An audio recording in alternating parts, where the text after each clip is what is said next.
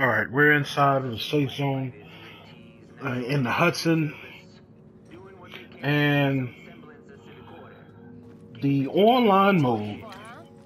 I really don't see it to be beneficial. Like, yeah, I could see other people, but for people such as myself, I don't trust these random people. I really don't care who they are. They could come in and just fuck up my gameplay, not be tactical, play like they own Destiny, jumping, bumping, trying to kill, the enemy and keep dying, and it makes them a liability, ability when it comes to actually playing this game. Um, I just don't feel as though this should have been a mandatory online video game. That's where I have a problem. This should have been an option to go online, and this should have been a offline one-player game with co-op as an option, and then multiplayer being the Dark Zone as another option. But to have this as a must-have online connection is where I have a problem. Because if my internet goes out, this is a virtual paperweight inside my PS4. And I downloaded it from the PlayStation Store. Now, there was a debate with with Review Tech USA regarding physical copies being, not like the better option, that online is the best way to go. And some, in one aspect, okay, I understand. I don't want to have discs around. It takes up space. I can download it. The caveat to that is that I cannot return this game. Steam allows digital downloads to be returned. So there is pros and cons to downloading online, pros and cons to having physical media. And quite often, if you look at the numbers, the physical media is a bit cheaper than the actual digital copies. You can pay full price online and get it cheaper as a get out of here. I do not like the sound of that. And it's cheaper having the physical copies. But that's a different conversation.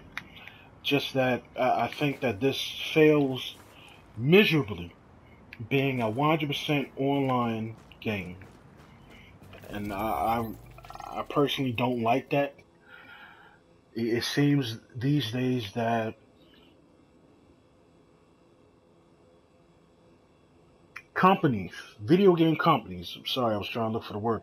Video game companies are scared to put out games. Yes, they want to say it's millions of dollars to create a game. So what? You're creating a product that represents yourselves, and you want the consumer base, the people, to buy your game and then recommend you as a AAA company, or say, okay, get hyped for the next game that's going to come out. So you're taking the risk. And if you're playing it safe, we as the consumer, being myself, I'm going to see it and I'm going to say, look, your company sucks. I'm not going to invest in the game. I'm not going to, research into you to see what's coming out next. Ubisoft has been a great disappointment in this. Capcom has been a great disappointment. Bungie has been a great disappointment. Excuse me. And these are AAA rated companies. Companies where you're supposed to expect good games.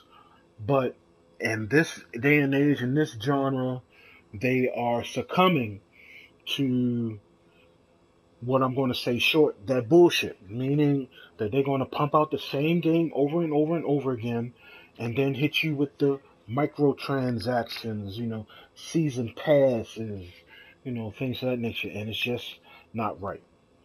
But getting back to this game right here, like I said, it's a It's nice. It is a nice game. It's a cool game, but I do have fears that may not actually be addressed.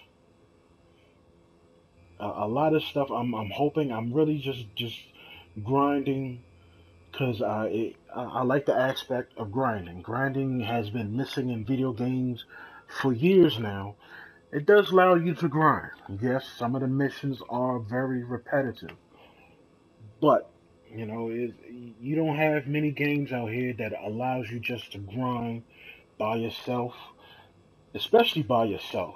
Everything is online now, but it does have, even though the connection is demanding to be online 100% of the time in game, they do give you an option. Like right now, I can run and gun on my own and choose to have people join me. In a way, it balances itself out. But uh, Ubisoft is not, I could say, is really no longer a good company to really invest time into research. Time into, oh, what's that next big title that's coming out? You know, they stopped making a console. Do you need help, homeboy? You drunk? They stopped making console version of Assassin's Creed, but somehow slipped a DLC or like uh, I guess a standalone Assassin's Creed out there, which I really don't care. It's not that big a deal. But when I see this, I have questions, and it makes you ask all the money that they put into video games. Do they really have like a quality assurance team or people to say, hey, this is wrong, this is wrong, this is wrong?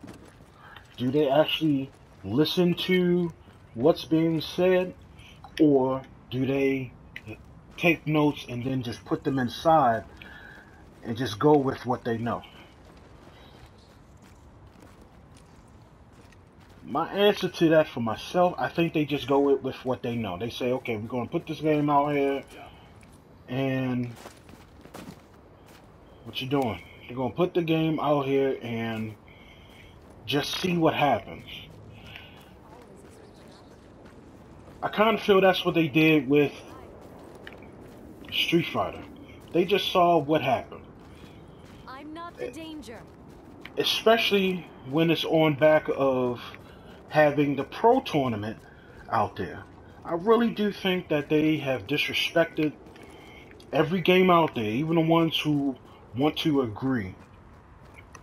They disrespected them, made them pay $60 for a show, and then made them wait for the extra content, for the rest of the game. I think that's really a bad business practice, and I really do believe that the credibility in my eyes for Capcom is shot. I can't really invest into any of their products. I guess I'm done with Capcom. I would have to say, if I do, because I love to see the Street Fighter. I loved how it looked. I just didn't want the multiplayer. I wanted the standalone single player game. And 6 months down the line, if they drop the price and give me a full game, I may get it. I may get it. Right now, it's not going to happen. But I'm going to continue on. I'm just pushing out my thoughts. As you can see, don't tell your moms. This is not for them. I will holler at you later. Take care.